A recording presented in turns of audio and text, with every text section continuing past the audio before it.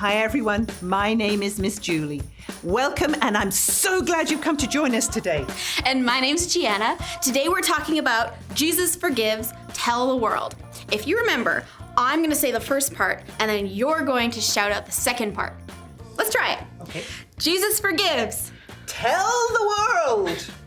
Great job. And today we're continuing with another installment of the game that we started last week called Bigger or Better. It's so much fun. And if you didn't see how it worked last week, Miss Julie is going to give me an object to try and stump me, and I have to find a way to make it bigger or better.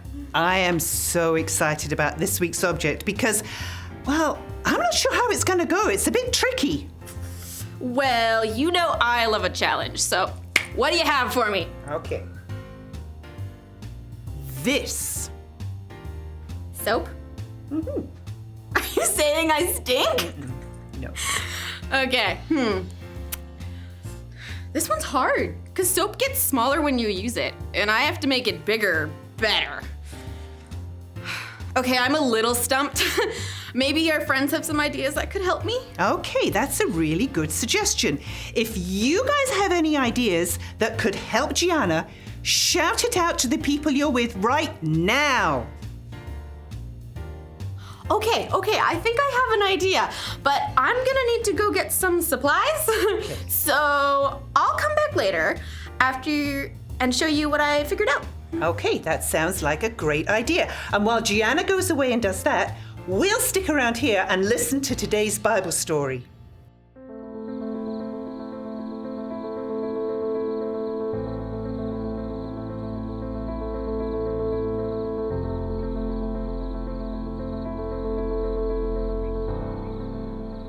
As Jesus spoke to his disciples for the last time, he explained that he would be taken from them to suffer and die. He warned them that the events about to happen would be so painful and so frightening that they would all run away and leave him to face these horrible things all alone. Peter, who had once claimed that Jesus was the Messiah, argued, "Though the rest of them fall away, I will never leave you." But Jesus knew better. "The truth is," Jesus said, "you will deny me 3 times before the rooster crows in the morning." Just as Jesus said it would, the night turned to terror as he was taken away. Peter, trying to follow Jesus at a distance, crouched in the shadows to hide near a warm fire. A young girl looked in his direction and asked, "Weren't you with Jesus?" Peter responded harshly, "I don't know what you mean." Peter quickly got up and rushed away. Later that night, another servant girl recognized Peter and announced, "This man was indeed with Jesus." Peter denied it and said, "I don't know the man." Another person standing nearby insisted, "You are one of them. I recognize your accent." Peter, becoming more and more upset, cried out, "Let me be cursed if I am lying to you. I do not know who you're talking about." When these words left his mouth, the rooster crowed. Remembering what Jesus had said, Peter began to cry bitter tears of hurt and regret.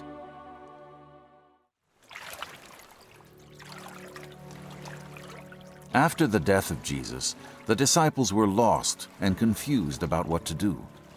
Peter was tired of sitting around feeling guilty, so he decided to do something he was good at, fishing. Peter told the others of his plan, and some of them decided to join his fishing trip. They fished through the night, but they caught nothing.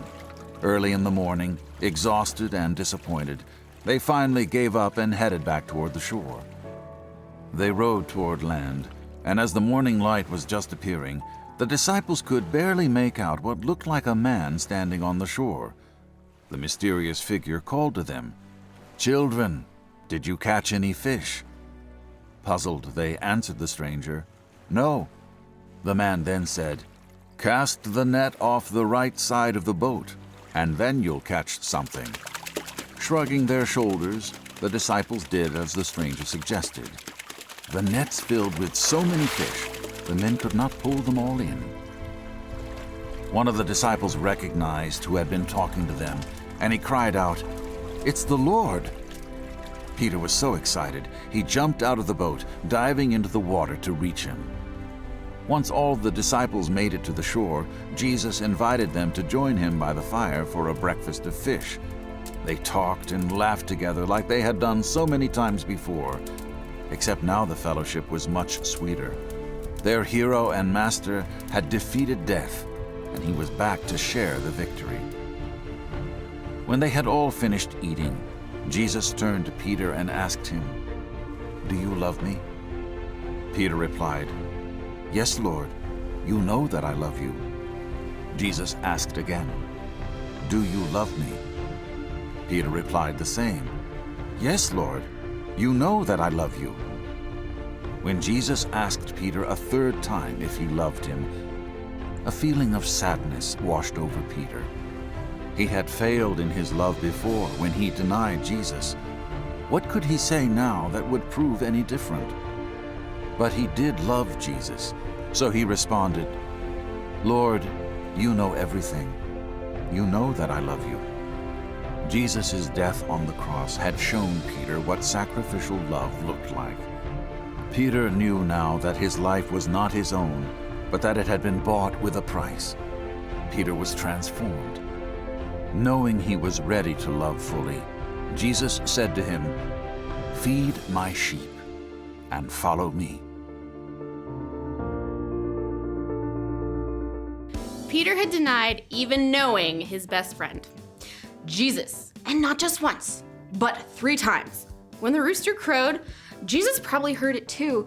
So for Peter, it may have felt like an "I know that you know that I know" kind of signal. And Peter probably felt a lot of guilt after that.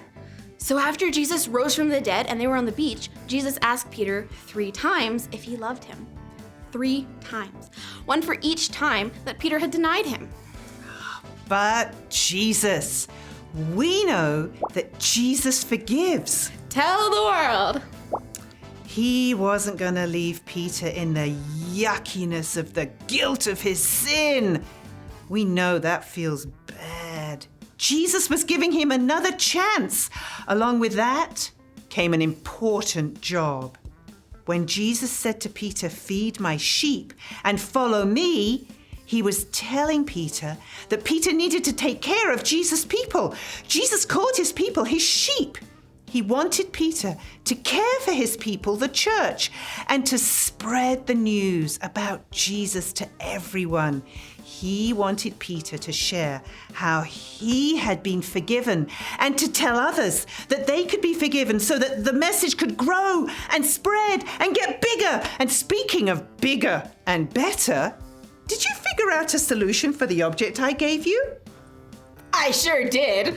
I'm going to microwave this bar of soap and get it bigger that way. Observe.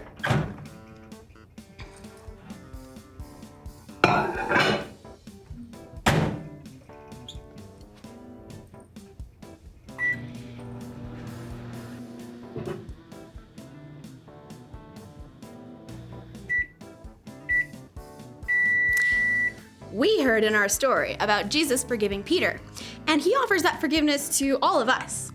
And the soap you gave me reminded me of Jesus' forgiveness because what does soap do? That's right. It washes all the dirt and grime away. And our sin is like dirt and grime, and Jesus' forgiveness washes it away. That's such good news. And we want to share it with everyone because Jesus forgives. Tell the world. When we share that good news with others, God's message of love and forgiveness spreads. It gets bigger and bigger, much like this soap. Check it out.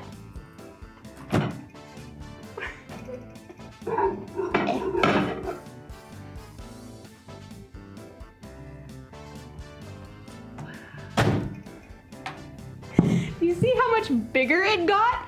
Wow. You did a great job, Gianna, figuring out how to make that soap bigger and better. We're talking this month about how every single person needs to hear that Jesus forgives. Tell the world. Our memory verse is the commandment Jesus himself gave to us. It says, "He said to them, 'Go into all the world, Preach the good news to everyone. Mark 16:15. Can we say that all together?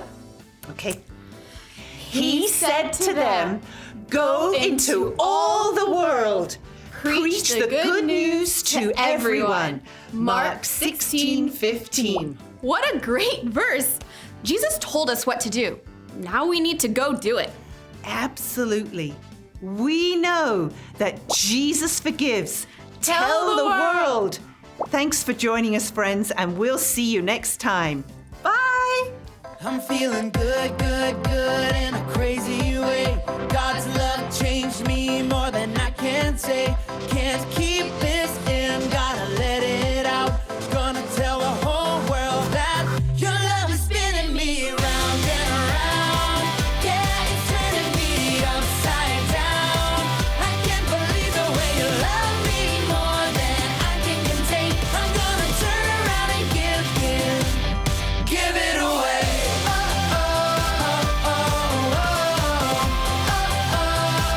I'm gonna give it away.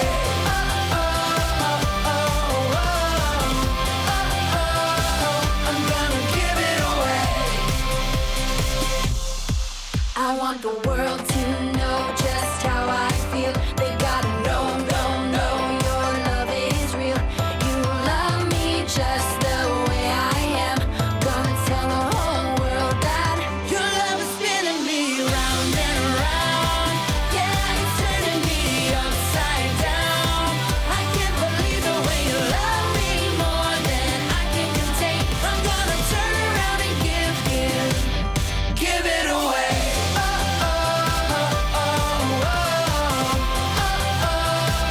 I'm gonna give it away.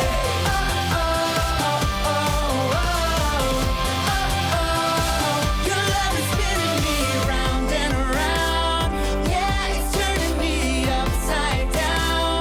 I can't believe the way you love me more than I can contain. I'm gonna turn around and give. Your love is spinning me round and around.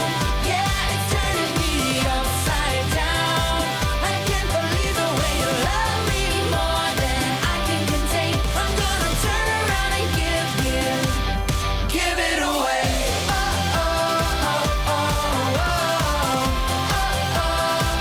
I'm gonna give it away.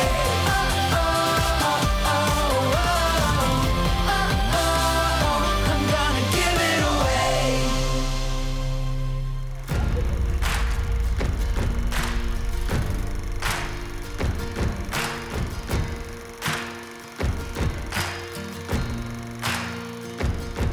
You take all the pieces of my life, put them back together, make it all alright.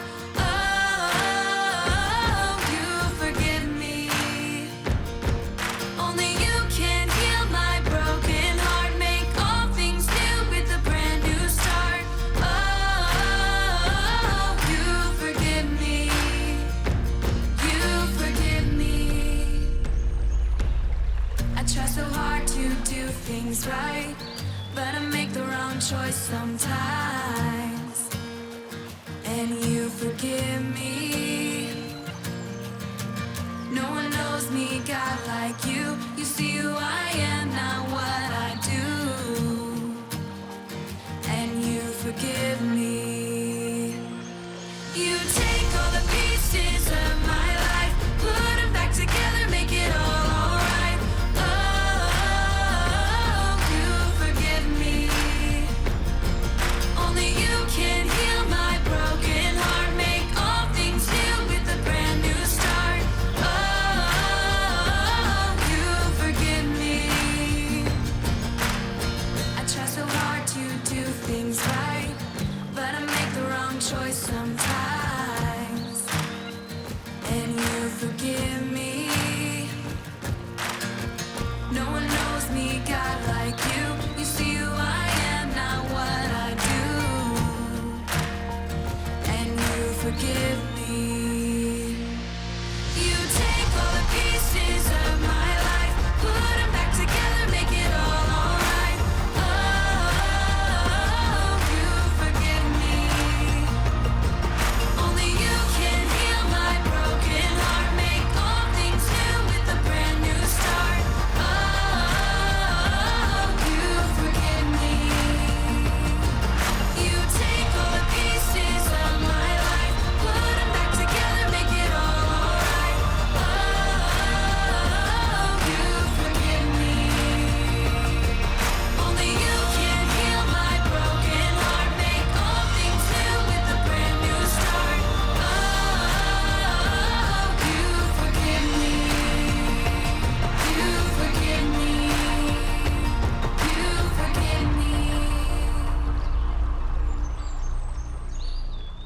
Hey everyone, my name's Miss Tara. I wanted to share some announcements with you today. This month, we started a new offering project. We are going to be supporting the Calgary Pregnancy Care Center. This organization helps many families and moms who just need a little help with their babies. Let's check out this video to learn more about the work they do. What difference does one baby bottle make? Well, a lot. A baby bottle begins its important journey when you pick it up and bring it home. Over the course of several weeks, drop your cash and coins into the bottle. You may be surprised how leftover change from coffee runs, your purse purge, or couch cushion clean adds up. From there, it's transported back to its permanent home at the center, where the cash, checks, and credit card donations are counted. Let's say your baby bottle has $25 in it. Now, this may not seem like much, but your bottle is joining thousands of others that have been filled and sent back to the center. If 5,000 bottles are sent back, each with $25 inside, that equals $125,000. And where does that money go? Well, monies help build healthy families. Families make up communities. When families are supported and healthy, so is the community. We do this by providing education, connection, and support, offering programs, classes, and counseling to over 3,000 clients, equipping students and parents to make informed decisions, collaborating with dozens of agencies to ensure the right support. And all of these services are 100% funded by people like you. So, can one bottle make a difference? Absolutely. You make the difference in our community when you take one. Every bottle counts because every body counts. Your change changes lives. Calgary Pregnancy Care Center. I love that my spare change can fill up a bottle and help a family with a new baby. In your ministry box, you will find a baby bottle just like this. Go ahead and start putting your money in there. For the next 3 months, we are going to collect as much as we can. Thank you for helping these families get off to a good start. God cares about everyone around the world, and in the Bible, God asks us to show His love to others. At Children's Ministry, we can show His love to others through the loaves and fish stores. You all have an opportunity to get loaves and fish dollars, and there are 3 amazing ways you can collect them. 1, bring a friend to church with you or invite them to watch with you online. 2, memorize the Bible verse for the month and tell your leader or a grown-up in your house. Now 3, read the Bible at least 3 times this week. Make sure to share that with a grown-up in your house or leader. And there is an online form for the grown-up in your house or your leader to fill out every week, and our team will track how many loaves and fish dollars are in your account. In the Bible, there is a story about one boy who gave his lunch to Jesus so that he could multiply it and feed 5,000 people. Jesus can do the same with all the loaves and fish dollars you collect. You can use the dollars you collect to help others in need because it's always better to give than it is to receive. Every dollar you collect can be used to help someone here in Calgary or in Canada or even a different part of the world. Now, did you know that Children's Ministry has an awesome online store for you to spend your loaves and fish dollars? You can find more details about the store and how to spend your dollars on the Center Street Church website under the Children's Ministry page. Thanks for listening, friends. Bye.